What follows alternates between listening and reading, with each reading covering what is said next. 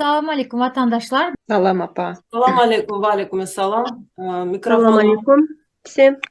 Bugünkü temamız vatandaşlar. Türkmenistan'da şu son 30 yılın içinde ayal kızlara edilen zulümler deyip bilezde hak hukuklarının bozulmağı barada görün. Esasen namşı Serdar Berdimuhamedov prezident olandan sonki bir yılın içinde köpçeklendirilmeler getirildi.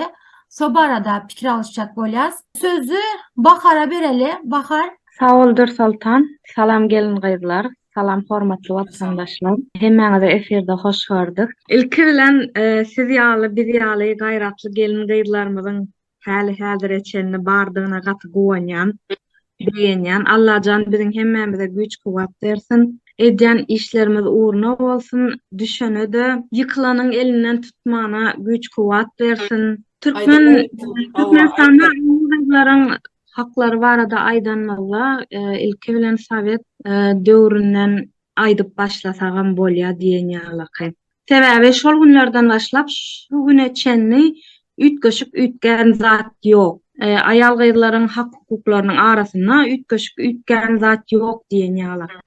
Sowet Soýuzy döwründe näçe deňlik bar diýilse-de, aýal gyzlaryň hukuklary o döwürde de kemsidilýärdi. Hiç hileki hasaba alınmaýardy. Hiç hili seslerini çıkarıp bilmeýärdiler. Ve bu Sowet Soýuzy dargandan soňra, Niýazow döwri başlandan soňra hasam kynlaşyp başlady, kynlaşdy. Häzire çenlem kynlaşyp gidip barýar Türkmenistanyň içinde. Niýazow döwrüne de Türkmenistanda aslında gelin gyzlaryň hak hukuklary şeýle başlanýar. Yani Türkmenistana biz aýal gyzlar nähili sypaýçylykly, utanjaň häsiýetlerimiz bar biziň aslında. doğru. Şonuň üçin kän bir Türkmenistanyň içindäki aýal gyzlar öz pikirlerini, isleglerini kän bir açaçan daşyna aýdyp bilen oklar, özleriniň isleýän zatlaryny düşünürip bilen oklar, ýa-da utanyp gezýärler, aýtjak bolsalaram, düşünselerim, pikirlenselerim, şonu aýdyp bilmän utanyp gezýärler. Durmuşa çykan aýal gyzlar esasanam gaýynly öýde ýaşaýanlar, has hem şeýle hukuklardan mahrum bolan zenanlar. Sebäbi diýsem, Türkmenistanyň däpdesturlaryna göre däpdestur diýeli bu kanun däl. Beýle bir kanun ýok aňarda aslynda. Ýöne bir köneden gelen däpdestur diýen ýaly köp maşgalaly zenanlar köplenç 5 ýyllap, 10 ýyllap gaýyn öýlerinde ýaşamaly bolýarlar. Şonuň üçin hem durmuş kurdukdan soň, guranlaryndan soňra ilkinji çağalary bolýar, soň ikinji çağalary bolýar, soň 3, 4, 5. Allahan öz beren çağany rızky bilen berýär. Ýöne şo köp çağallyk dowam edýär. Kyn ýagdaýlarda, kyn şertlerde o ýerlerine esasanam köp çağallyk dowam edýär. Goranmak, göwrellikden goranmak diýilýän zadyň hiç hileki uğruna çykan oklar. Ýa-da şeýle zadyň bardygyny bilmeýänler bar aslynda. Häzir çenlen bilmeýänler bar. Sebäbi meniň pikirimçe bolýan şu ataçenli, şol zatlary bilmeýänleriň sebäbi diýip Türkmenistan izolirlanan ýurt bolany üçin hiç hileki daşardan alym bilim alyp bilen oklar, täzelikler dinläp bilen oklar, habarlar eşitip bilen oklar, yer ýüzünde bolup geçen zatlary ýa-da häzirki zaman döwre bap goramalar ýa-da medisina enjamlary, dermanlar we şoňa meňzeşleriň bardygyndan şolaryň habary ýok. Doğru diýen. Köpsiniň habary ýok diýsen bolýar. Häzir aýal gyzlar, gelinler habarly. Ýöne mysal üçin internet ürençäkli bolan soň daşy ýok diýsen bolýar. Şo sebäpli. Onsoň elbetde Türkmenistanyň Saglyk ministrliginiň işgärleri täzir işleri geçirip berýärler. Ýöne dogly mecburda dälmi diýen men pikirim boýunça. Ana şu ýerde gyzykly bir soragy geldi. Ana ýene siz Türkiýede ýaşaýaňyz. Ana baharam Türkiýede bu mesele nähili? Zenan gyzlaryň ýagdaýlary basyş etmek ýa-da hormat goýmak Türkmenistan bilen deňeşdirseň nähili ýagdaýlar aýdyp biljekmi? Sağ ol. Aslında burada Türkiye daha iyi. Türkmenistan'a göre daha iyi. Burada en azından çoğu şeyi internetten herkes biliyor. Ama Türkmenistan'da öyle bir şey hiçbir şekilde yok. Türkiye'de daha yaxşı bilerler. Hani korunmaya, Hani en azından bir tane çocuk yapıyorlar, koyuyorlar ama Türkmenistan ona kanemez korunmayı hiç adı bilmediler. Dursultan, şu ilk baştan neme korunma dip şuna bir hili ırınlık da soňky döwürde neme barada köp gürrüň gidip dur. Iň soňky işten habarym bir kepde, 3 kepde belki bolandyr. Inni özüňiz bilen Türkmenistanyny köp çäreler geçirilip ber. Şo çäreleri tutuş milleti gatnaşdyrýarlar. Hasam şu büdjet işgärleri, mugallimler, doktorlary, okuwçylary, mektepde studentleri, institutdakylar. Şonuň hemmesini 30 ýyllardan beri gatnaşdyrýarlar. Indi şu ýyl näme eşitdik? Sen hem okansyň, siz hem görensiňiz. Yaş. Dursultan, sen şonu aýdyp berseň? Indi təzə çıkarılan kanun çərələrə 40 yaşdan ulu ayalları mesela çıkaranoklar ya da soğuk bolsun, kış bolsun, ısı bolsun tapavdı yok. Hiçbir adam elinde zontik yağlı zatlar bolmalı değil. Ondan sonra ovadan adamları saylap çıkarıp oturuyorlar çərələrə. Neyle aytsam berde bir adam ayırayan yağlı hareket ediyorlar da düşününüz. Şu yerde de ayal kızların kemsitmeye giriyor diye pikir ediyen. Doğru diýen, seredin gerek wagtda 30 ýyllap hemme ayal gyzlary ulanyp duruşy bilen hemmesini çäre çıkaryp indi bolsa eger sen boýuň kelte bolsa, gyska bolsa ýa-da uzyn beter uzyn bolsaň ýa-da semiz bolsaň, hor bolsaň ýa-da burnuň uly bolsa, kiçi bolsa ýa gulaklaň ýa beýleki näme kemçilik ýaly diýil ýa-da käbir adamlar onda sen näme hakyň ýokmy sen belki sen şonyaly höwes bilen gatnaşasyň gelýändir. Indi birinji adym bolsa soň belki seni kinoteatrda goýbermediler. Belki seni beýleki nemelerde ay sen gelişiksiz sen odan näldip ýa-da sen 40 ýaşdan uje geçtin, indi gartaşdasyň diýseler onda nähili ýaşly ayallar, ýaşly zenanlar girmeli dämi şu gatnaşmaly dämi? Bu näme diýilýär? Bu elbetde diskriminasiýa diýilen söz bar. Bu ayal zenanlaryň hak hukuklaryny bozmak diýip hasaplanýar. Bundan başga eger bir ädimi alyp barsalar, onda sen aýaň aksak ýa-da sen kesel ýa-da sen kör ýa-da sen ýene lal diýip onda da şonu ulanyp başlarlar. Eger bir goldap başlasalar adamlar, eger sesini çıkarmasalar bizim pikirimiz şeýle. Siz nähili görýän? Bahar size söz bereli elini kaldırdı. Yine de Türkmen häkimetleriniň berýän kararlary bilen edýän işleriniň bir-birine gabat gelmeýäniniň alamaty. Adam saýlaýarlarmy? Owadan gyz gerekmi? Görkli, görmekli gyz gerek. Onda näme üçin häzirki döwürde kosmetikany ulanmagy gadagan etýärler, dakma kirpikler ýa-da özüňi gözelleşdirmek üçin edilýän dürli operasiýalar, gözleriňize kirpik goýmak ýa-da dyrnak takmak. Bu da bir gözelligiň bir görnüşi, şeýle dälmi? Ýöne şonu da ýene de gözel gyz gözleýärler, ýene de aýdýan edýän çıkaryan kanunlary bilen edýän işleriniň bir-birine gabat gelmeýäniniň ýene bir subutnamasy. Doğru. Şu yerde gapma karşılık gelip durdu. Bir taraftan 40 yaştan soň gatnaşmaly däl, beýleki tarapdan odan bolmalymyşyn, gözel bolmalymyşyn we beýleki şertler. Ondan başga eger bilýän bolsaňyz, bu gizlin neme däl. Daşary ýurtdaky liderler bar, prezidentler bar, premier ministr bar. Bu gyskarak bolsa, köwüşlerini nemerak köwüş aýakap geýýärler bilýän bolsaňyz. Onda näme üçin olar özüni bezeýärler, onda näme üçin olar özüni görkezek bolup çalışýarlar. Şu ýerde her hili subutnamalary getirip bolýar. Ýenem kimin pikiri bar, näme goşak pikiri bar? Bahar Rahmanowa goşacak, soň Nargiz apa.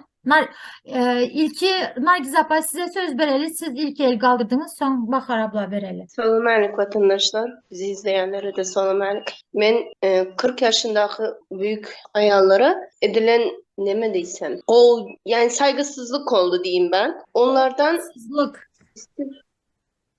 neme? formatsızlık da. Hormatsızlık. Eskiden Cumhurbaşkanı Mustafa Kemal Niyazov dövründe çağlar soğukta üşüyerdiler, önüne çıkıyardılar.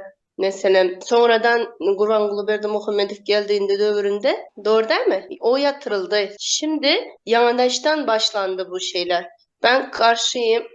Yaşlısı olsun, genci olsun, 18 yaş olmasına gerek yok. Hiçbir ayal kız soğukta üşümene gerek değil. Çıkmasınlar. Okuşunu okusunlar. Güzel eğitim alsınlar. Çarelere neme gerek? Çareler bize kendimiz geliştirmeye şey vermiyor ki. Çareler. Bize ilimli bilimli olmamız lazım bizim. Ben karşıyım çıkmalarına. Doğru. Indi Bahar Rahmanova berin söz. Öňden bäri elini galdyryp otyr. Assalamu alaikum aziz vatandaşlar. Benim şu Türkmenistan'da şu hafta bolup geçen değişiklikler karşı olduğumu söylemek istiyorum. Şöyle ki tırnaklara bizlerin prezidentimiz, Türkmenistan'ın prezidenti daha doğrusu tırnak koyma Türkmenistan ayal kızlarına yasak koyduğu için так как президент Туркменистана запретил девушкам, женщинам краситься и ногти, вообще маникюр, педикюр, вот это все, так как запретил, я тоже против этого, потому что он не имеет права, ни он, ни его близкие не имеют права, чтобы запрещать, потому что у них есть жены, мужья, у жен есть мужья, у девушек есть парни или братья, родители в том числе. Они могут решать за девушек, а не президент Туркменистана или кто-либо. Вот так вот. И еще я хотела бы сказать, вот чарелере тоже запрещают там маленьких детишек, вытаскивают. Я тоже против насчет этого, то, что маленьких детей вытаскивают, чтобы они танцевали, чтобы они хлопали. Потому что ben başımdan geçen bir olay хочу объяснить. Мы тоже çarelere çıkıyorduk. Пока мы жили в Туркменистане, idare olarak bizi de Türkmenistan'da çıkardılar o çareye. И o çareye çıktığımızda soğuktu. Очень-очень соукtu. Мы в сапогах были, куртках, шапках и в шарфах были от того, что очень было холодно. Но маленькие девочки, маленькие мальчики там стояли. У мальчиков, ладно, костюмчик был над рубашкой, а у девочек одно платьюшко и туфельки, маленькие такие туфельки. Мы в ботах, в сапогах, нам было очень холодно, мы мерзли. А там эти детки, я не знаю, они болели они после этого неделями. Мамы не могли их восстановить, здоровье детей. Поэтому я тоже против вот этого всего.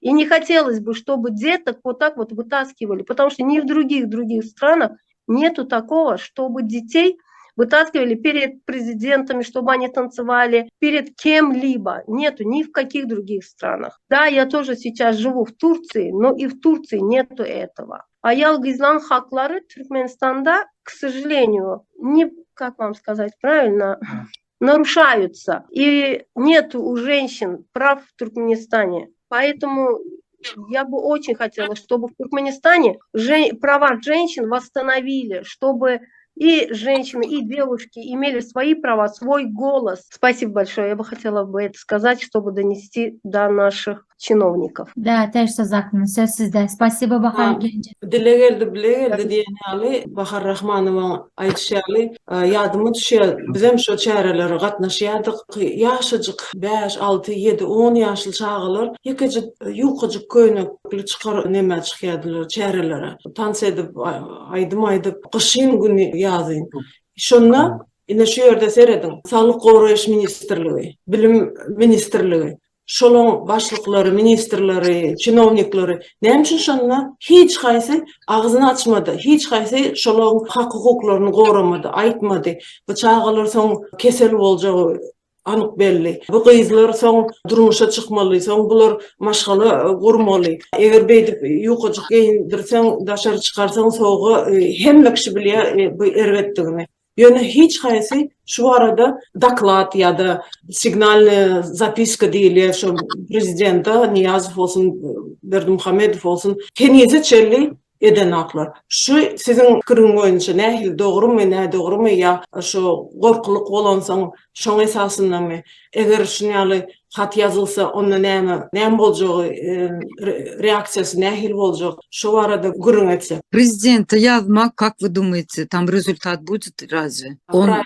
Правильно. Он эту проблему создал, он ее решать не собирается, он же создал эту проблему, он ее не будет решать. И вообще, раньше, например, вот при Ниязове, да, хоть как-то там ему писали, там вроде бы читались эти письма, а сейчас же, и тем более в последние года, вообще же, я даже не думаю, что ему пишут, Да. что он вообще это читает. Они вообще на другой планете они живут. Да. Просто это надо, знаете, как вот, чтобы во всеобщее обозрение эту проблему. Неме көп берді айдылы. И в русских этих я видела, не то что новости говорили, что запретили вот этот вот макияж. Но опять-таки, я так думаю, что женская сила, она очень сильная. Если женщины захотят, например, не пускать своих детей, да, они не будут пускать. И я не знаю, я уже там давно не живу, что могут сделать. Например, если вот всех детей родители скажут, нет, мы не будем отпускать своих детей. Аны не әмеді білерлер, ко мне вот это интересно. Вот что они смогут сделать? Nursultan, maňa söz berseň, men şu ýerde goşaýyn Bahar Aydanna. Конечно. Doğrudan hem şu men praktikamda şonu ýaly neme boldy. Käbir vilayatlarda, käbir şäherlerde enatalary öz çağlaryny göýbermändirler. Ugrutjak däl, yaranyk ýa-da keseller diýip şu sebäpli ugratman soň özüm bir öz pozisiýasyny durunsoň, olary soň neme alyp gitmediler, gatnaşdyrmadylar. Egerde hemmämiz bilelikde şonu eden bolsak, elbetde bu ýagdaý gowlaşardy birinciden. Indi ýaňy nähili reaksiýa bolardy diýäňizi bir näçe ýyl mundan ozal OBS ýygnagynda biziň guramamyzyň agzasy Türkmenistanyň Daşary ýurtlar ministrliginiň orunmasaryna Vefa Hajyeva soraw berdi şu. Näme üçin çağlary şular ýalyk erwet ýagdaýlarda çärelere çykarýaňyz diýip. Şonu idil jogap berip bilmedi. Birinji, ikinji, ýene-de bir ýadyma düşen bir sual bar. Seredin. Şu ýylyky 22-nji ýylyň netijesinde nähili habarlar çap edildi. Mysal üçin Türkmenistanyň abort gadaganlygy bu arada gurun geçti. Türkmenistanyň aýallara erini sülmüräp hormat görkezmegi öwredilýär diýär. Görýärmi? Men pikirim boýunça sülmüräp hormat goýmak bu bir hili hakna. Eger sen hormatyň bar bolsa, eger sen söýýän bolsaň, eger sen şoňa hormatyň we öňden bäri ýaňy durmuşa çykan bolsaň, şonu adam hasap boýunça seni hormat goýan bolsaň, onu sülmürek gerekdir. Dogry dämi? Ýa nähili görýäňiz? Bahar elini kaldırdı. Ine şu Birleşen Milletler Guramasının web sahypasyna web sahypasynyň Türkmenistan bölümine 2015-2020 ýyllar aralygyna geçirilen bölümüň ýyllar çağı üçin Türkmenistana jins deňligi boýunça ilkinji milli hereket meýilnamasynyň wezipelerini durmuşa geçirmäň hasabaty çap edilipdir. Şol hasabata laýyklykda saýlanan 3596 öýden 3496 adam ilap hökmüne kesgitlenir. 3348 maşgalada sowalnamany geçirmek üçin razylyk berildi. Iň azyndan bir laýyk aýal 18-59 ýaş aralygy bolan öý hojalygynyň sany 2989 adamdan ibaret diýer. Her öýden diňe bir aýal bilen söhbetleşik geçirilipdir. Öýde birden köp aýal gyzlary bolan ýagdaýynda tötenleýin bir aýal saýlanýar. Netijede 2961 aýal üstünlikli söhbetleşik geçiripdir. Jogap beren aýal gyzlaryň paýy gyş usuly bilen saýlanan umumy mukdaryň 99,1% düzüpdir. Diýjek bolanam, bundan başga hasabatda adamsy ýa-da ýan ýollaşy tarapyndan aýallara garşy zorlugyň dürli görnüşlerinden ýaýranlygy bellenilýär. Hususan hem sorag edilen aýallaryň 11,4 göterimi ömrüne fizik zorlugy başdan geçiripdir. 2,7 göterimi jinsy zorluk, 10,6 göterimi psikologik zorluk. Bulam bize näme tanyş ýagdaýlar däl, sebäbi özüňiz bilýäňiz Türkmenistanda aýal gyzlar hakykatdan hem fizik zorluklary, psikologik zorluklary sezewar edilýär. Bahar, şu ýerde belli wakalar sanyny geçirdiň, dogry dämi? Belliliginiň nähili köpdigini biz bilemiz, agam näçe sany şu. Elbet. 3 belki näbelli.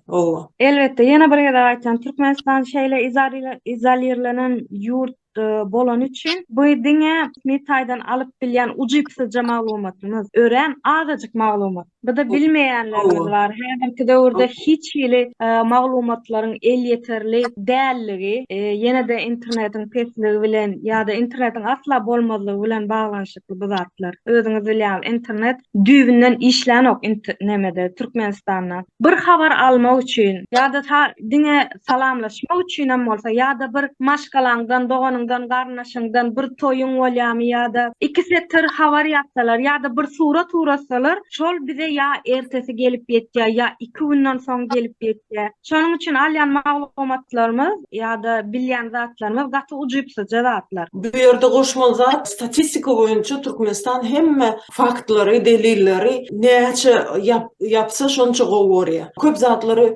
prosent görnüşine görkezýär, köp zatlary asla görkezenok, bilişiňiz ýaly. Neme kim şo Rahmanowa elini galdyrdy, bahar näýle görýän şoňa bersek, oson sen hem dowamlarsyn. Я хотела бы сказать насчет того, что вы сказали, эриň öňünde iki bükülüp hizmet etmeli. Если человек замуж выходит, она от того, что любит и уважает этого человека, он выходит замуж за этого человека, чтобы с ним прожить bütün ömrünü, оставшуюся свою жизнь. И iki bükülüp hizmet, это очень yanlış, я думаю, потому что если человек любит, он не будет. Он içinden eder, bütün sevgisi bilen eder. Он любя будет все это делать. И еще хотела сказать, чьё-то ущемление прав, это тоже ущемление женских прав, потому что тоже неправильно. Например, у меня сейчас 2 дочь, и я бы не хотела бы, чтобы это с ними что-нибудь такое неправильное произошло бы.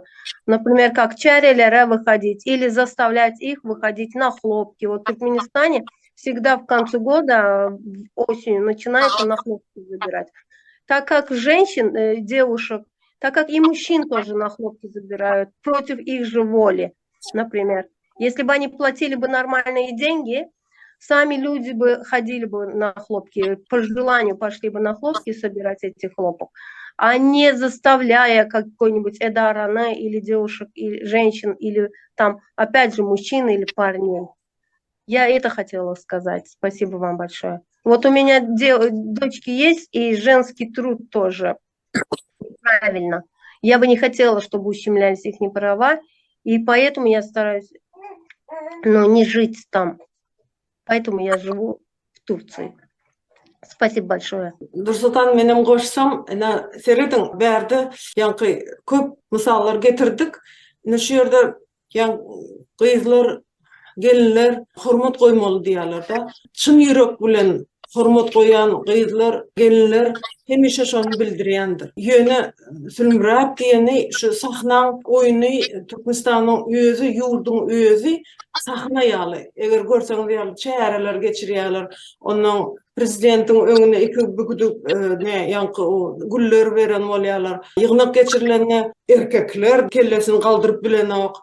Buların hemmesini sahna oyun. Bundan başga eger gören bolsaňyz Türkmenistan häzir şonu näme üçin goldaýar şu siýasaty. Şeýdip gul gurnak jemgyýeti döredildi diýen ýaly şonu dowam edip barýarlar. Men pikirim boýunça şeýle. Eger sen öz pikiriňi hatda şu tanqid bolsun, ýöne töhmet bolmaly däl. Tanqid bilen töhmeti bulaşdyrmaly däl. Eger sen şonu aýtsaň, ýanky biz aýtdyk, şu çäreler çykmasyn çağalar diýende minister aýdan bolanyna belki bu ýagdaýa düşmezdik. Ýöne Türkmenistanyň rejimi ilki baştan bizim hemmemize, erkeklere, ayallara ýaşmakdakdy. Doğru değil mi? Doğru aytýaňyz Sersiz Akından. Mikrofonumuz yapıldı. Bahar söz soraya. Bahar dinleýär sizi. Ýene de bir kanun hakynda aýtmak isleýän Türkmenistanda abort gadaganlygy. Aslynda seretseň ýene de zenanlaryň hak hukuklarynyň baskalanmagy diýip bilerim. Sebäbi Serdar Berdimuhammedowyň gelmegi bilen ýene de hiç ýeri ütgän zat gowlaşary pikir edildi, ýöne gowlaşan adam ýok. Elbetleşe ýene de hökümet göwrelligiň 5-nji hepdesinden soň eger enäniň ýa-da çaganyň saglygyna çynlakay hukuk awandyrmaýan bolsa, abort etdirilmegini gadagan edýän kanuny güýje ýerdir. Şondan başga da aýallaryň ulaglarda, şol sanna hususy awtoulaglarda köpçüliklerin transport serişdeleriniň öňündäki oturuşlarda oturulmagy gadagan edilýär. Polisiýa aýal ýolagçy, hatda sürüjüniň başga agdasy hem bolsa, gadaganlyga garşy çykýan sürüjüleri ýurt boýunça saklap, olary jerime ýazýar. Gyzlar ýadyňyza düşýärmi? 1 ýyl mundan azal näçe 30 50 100 goloýmy näme aýal gyzlara maşin sürüjü prawany bermediler. Ýadyňyza düşýärmi? Şonda näçe çağırış boldy, näçe ýüzlenme etdiler. Şondan soň ýüzlenmelerden soň bular aýal gyzlar protest görkezden soň Türkmenistanyň içinde de Ondan soň öz hak hukuklaryny talap edip bildirler, ýadyňyza düşen bolsa. Doğru. Şeýlelik bilen abortu gadagan etmek bilen ýene-de korrupsiýa ýol açýarlar. Sebäbi gadagan edenleri bilen hem düýbünden aýrylýar bu mesele ortadan diýilen zat ýok. Elbetde korrupsiýanyň ösen döwleti Türkmenistanda puluň çözmeýän zady ýok. Ýene-de göwrelligi kesmek isleýän aýallar para berýärler, barýarlar, göwrelligini kestirýärler, abort etdirýärler we şonluk bilen abort etdirmek üçin paranyň miqdary $100 bilen $300 aralygy. Ýagny ortaça aýlygyň Türkmenistandaky ortaça aýlygyň 2-3 etdeti bazanlaryndan. Sağ ol Bahar. Tan aýlary da bir söz bereli, pikirini aýdyp bilse. Böyle aylar. Alo. Ha, eşit okmayındı. Sesim bari oturana. Oo. Ben öz fikrimi aytsam o mene aydasım geledi de. Maşın sürmeye hem benim hem hövesi var. Eğer koysa, yoldaş koysa ne için sürmedi? Sürmeye hakkı var. Bilmem köp adam köp başvurdudan bolmadı köpsünde. Ova istedik okadılar okandan sonra al bilmediler. Даже bir tanışım $5.000 alacak oldu. Şonu al bilmedi. Dolar şu vaxtı 80 mi? Ova 5 yıl bundan öncüne verini. Al bilmedi şu ya. Tanış bir iş üstü bilenem даже al bilmedi. Şimdi bilmem ben hem protiv şu zatlara ayal kızların hemesinin hem erkeklere kanday bolsa ayal kızların hem hak hukuku var. Deň bolmaly. Demeye hemmezlerde. Oh. Ova deň bolmalı. Ondan görýäňiz nähili çylşyrmly bolup dur. Bir hakkı kemsizlikmi?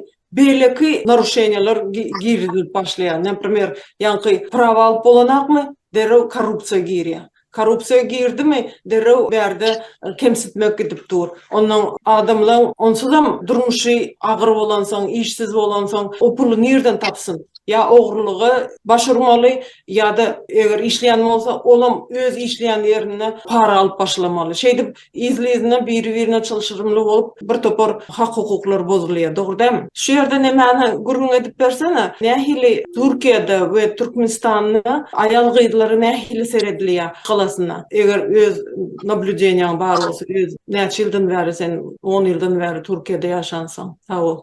Men üns beren zatlarım berde ayal kızlara Türkmenistan'a seredende has köp format goýýarlar, guramalar bar, jemgyýetçilik guramaları bar, döwleti değişli bolmadyk. Soňra mesela berde jenayetde diýen ýaly temalar gözgalýar. Yani Türkmenistan'da da bardır. Конечно, yani Türkmenistan'da şu zatlar habarlara çıkmalygy sebäpli hemmemiz ýok diýip pikir edýäs. Ne esasen hem Türkiýede mesela soň bir näçe günüň içinde Türkmenistan ayalı ýene bir Türkmen erkek öldürüldü. Şu Türkiýanyň mediasına görkezildi, ýöne Türkmenlerde görkezilmedi. De şu zatlar görkezilmeli sebäpli Türkmenistanlılar da pikir edýär, Türkmenistan'da ayal jenayeti hiç ýok diýip. Mesela berde Türkiýede bir ayal öldürülse ya da urulsa ya da psikologik baskı gören ýagdaýynda bir TikTok ya da sosyal ulgamların birinde paylaşılan ýagdaýynda köpçülik ona näme berýär? Golda berýär. Tanamasalar hem alıp paylaşýarlar. Ondan soň eger sudyň rişenýasy bir ýalňyş rişenýa çıkan bolsa ya da çıkan rişenýa adamları dowolny etmedik ýagdaýynda ulu goh kaldırýarlar ayal kızlar. Ondan soň zamyçateden başka näme? Türkmenistan bilen deňeşdiren dine bizde Türkmenistan'da ayallar hem çağa seretmeli, hem işlemeli, hem öýün işini etmeli, hem erine hizmet etmeli. Berde onun ýaly däl. Mesela biz öý işlerinde köpçülük 9 ýyllap öý işinde işledim. Eğer bir ayal işleyen bolsa öýün işini yoldaş denk hatarda kömek edýändir ya da şoňa kömekçi tutýandyr, çağa gaýynlar seredýändir. Şunun ýaly bir ılalaşyk bar da, ýöne bizde Türkmenistan'da ýok. Mesela gaýny bilen bir öýde ýaşamak meselesi bar. Berde köpçülükleýin gaýny bilen bir öýde ýaşamagy kabul edenok bar. Bilmedim, bu uwajenýa bilen baly, hormat goýmak bilen baly bolup biler diýip pikir edemek. Ýöne hukman äri degen durmuşa çıkan ýagdaýynda adel bir öýe çıkaryp, adelni öýüň hemme zadyny alyp, ondan soň ölendirýärler ya da durmuşa çıkarýarlar. Bizde şoň ýaly zat ýok mesela. Bir ayal durmuşa çıkan ýagdaýynda hem aýdyşym ýaly gaýynlaryna hizmet edýär, hem erine hizmet edýär, hem hemmesinin как будто şunu ýaly panyatsa bar da men öz sen yerimden misal bersem, как будто gelin hiç kime cevap vermeli değil ya da gep kaytarmalı değil, özünün hakkını koramalı değil. Kaçan da bir kız maşkala yuvaş bolsa, cevap vermese, näme deyseler deysin, kellesini aşağı basıp oturan yağdayında makbula geçiyor Türkmenistan'da. Yöne berdi onun yazatları bir adam kemsikmek deyip hasaplanıyor Türkiye'de. Mesela eşik meselesine gelende Türkmenistan'da tanımadığı adamların hem sen eşiğine tankıtlap ya da şunu yazgarıp bilirler. Yöne berdi şuna hiç eli ruhsat verilen yok. Esasen hem yankı pastaroyni biri bolsa. Berdi görüşümüz yalı din sebepli yapık ayal kızlaran var. Bol atkravin giyinyenlerin var. Romniki giyinyenlerin var. Yani birbirini hormat koyup yaşayalar da bizde şu zatlardan bizim halkımız gıynansak da şu televizyonda ya da sosyal ulgamlarda şu barada düşündürüş geçirilmenliği sebeple ya da geçirilen düşündürüşlerin köpüsünün ayal kızların haklarını depelemekten geçer. Sizin ayışınız ya işte ere hormat koymak ya da dar göğnek giymeli değil ya da kosmetika ulanmalı değil. Hem işte şunu haberler paylaşılan son adamlar hem şunu normal deyip fikir ediyor. Yani yadımda benim Serdar Berdimuhamedov prezident bolanda dodaklara ukol etmek qadağanlığı getirdi, doğru mu? Sonra sosyal TikTok'ta biz paylaştık. Halkın reaksiyasını görmek için ve köp erkek vatandaşlarımız beğendi. Hem bunu İslam dinine doğru deyip hasapladılar. Hem neyle aytsam doğru karar verildi deyip hasapladılar ve prezident bilen paştıştı bir fikirde kabir erkeklerimiz. Yöne berde mesela Türkiye'de açan klinikalar var.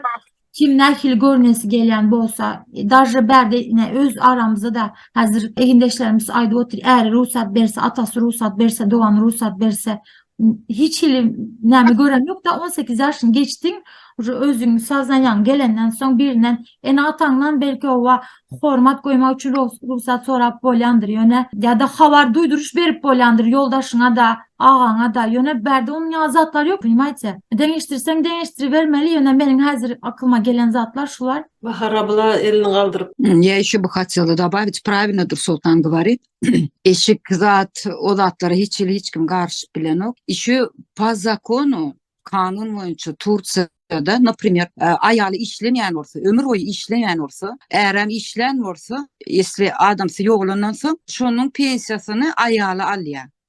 Ol ayalın kakası yoğulan olsa, kakası ecesi yoğulanan olsa, şol ayal, şol kakasının pensiyasını alıyor. İki pensiya alıyor. Ова. Хотя эта женщина никогда не работала. Вот, Ова, men öz gaynenem şon yallı, onun yoğullu olun, şol hem kakasının pensiyasını alıyordu, hem adamsının pensiyasını alıyordu. On trudovой knижкасы o zatlara seyretmiyor Turciya.